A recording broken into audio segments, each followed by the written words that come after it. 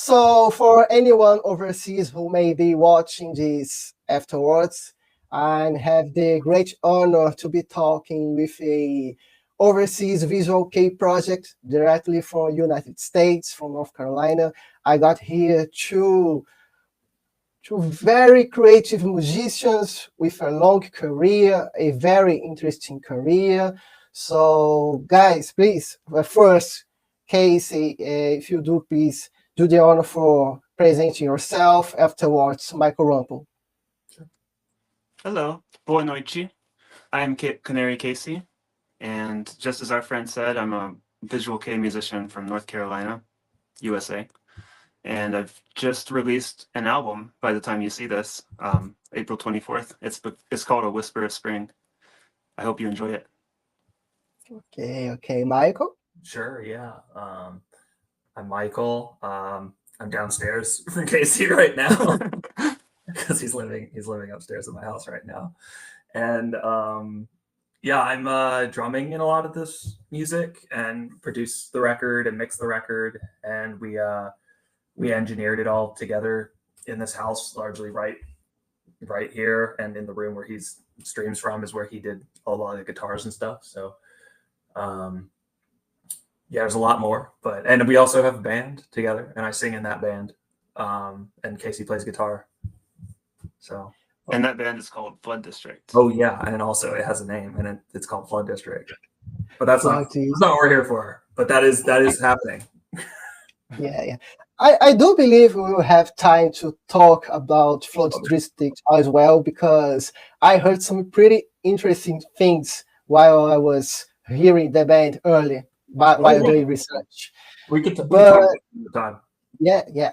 The main object of this conversation, obviously, is your new release, A Whisper of Spring, that by the time we are recording this, we are recording on the 21st of April, a day of mourning, right? A historical figure like the Pope Francis just passed away, shook us of a surprise. Really? But yeah, Pope Francis, yeah. Sorry to drop the bomb on you like that. Whoops. Yeah. But anyways, from there, I hope that we will be talking about your career as a whole, because your whole concept as an artist, your whole relationship with artistic movements of your liking.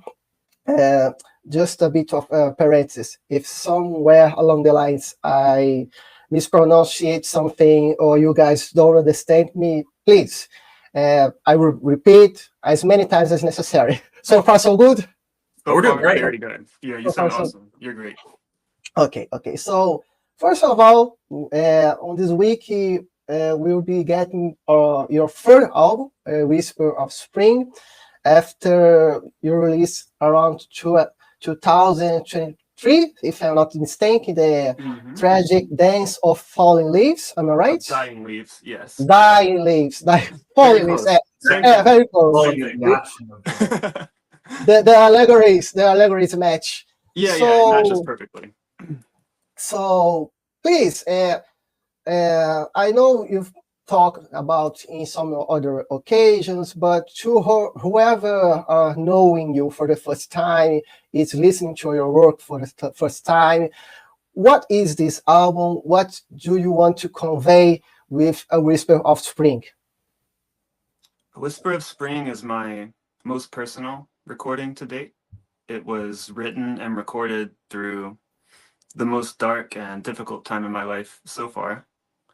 And I won't go too personal with it, but I think that is why a lot of the music on this album really works, because I was doing everything I could to dive deep into my inspirations, like 90s visual kei, such as like Shazna, Lunacy, Malice Mizer, of course, Malice Mizer.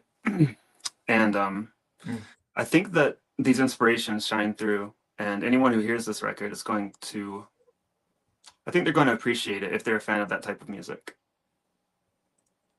Okay. Michael, do you want to say anything about it? Or it might be easier for me to talk about it in some ways, because it's not because I didn't write all the music, but I've been there for it, you know what I mean? And we've been, I've also been there for all of the personal life stuff in reference. So like I kind of know all the references.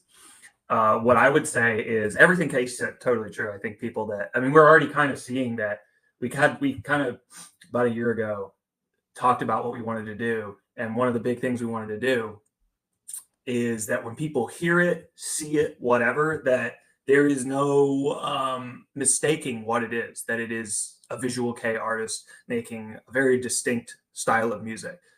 That said, it's also been really important to both of us that this not come across as a thing that, with no disrespect to anybody or any particular individual or anything like that, like we find that a lot of Western visual kei has I describe it as like sometimes it feels like there's a bit of an asterisk on it, like there's a little bit of a cosplay to it, you know, like it's cool,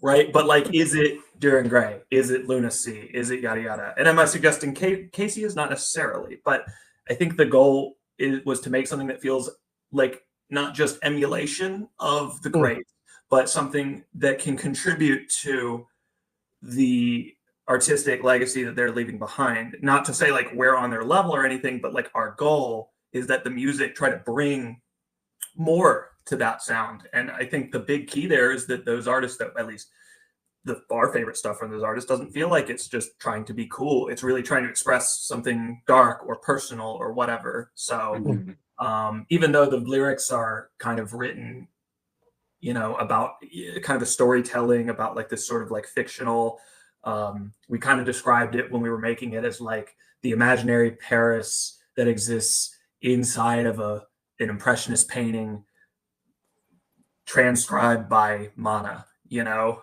like even though it's about really real emotions that I think a lot of people can relate to, heartbreak and stuff like that, you know.